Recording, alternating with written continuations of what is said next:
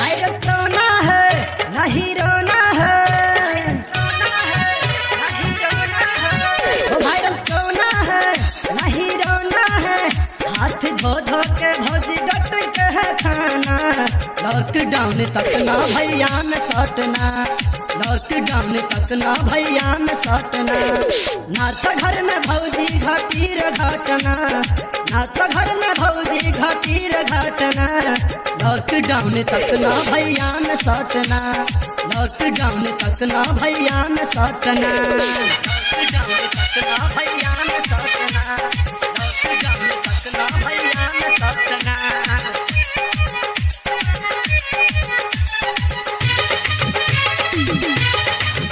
कहे कितना सटे भैया, दूर रहना अभी सैया, दूर रहना अभी सैया, दूर रहना अभी सैया।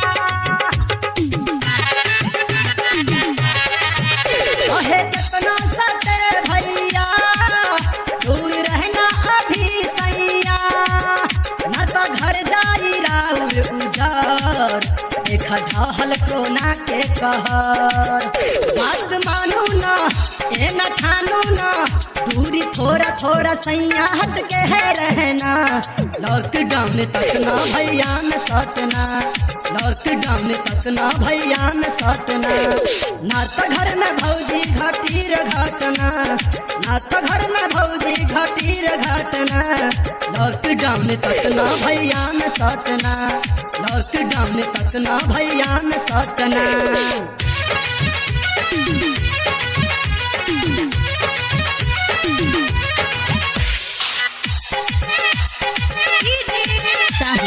घर कहाँ बस पूरा देश समाज बेहाल, अब कैसे रही खुशहाल, अब कैसे रही खुशहाल, अब कैसे रही खुशहाल।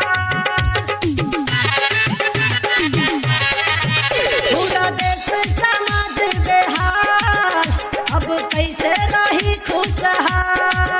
पूरी दुनिया में पड़ल अकाल, राम कृपा के दे दो कृपा। लाखों मरते हैं हम भी डरते हैं, कि अशोक भाई से हट के है जाना। लॉकडाउन तक ना भैया में सटना, लॉकडाउन तक ना भैया में सटना। ना तो घर में भौजी घटीर घटना, ना तो घर में भौजी घटीर घटना। लॉकडाउन तक ना भैया में सटना, लॉकडाउन तक ना भैया में सटना।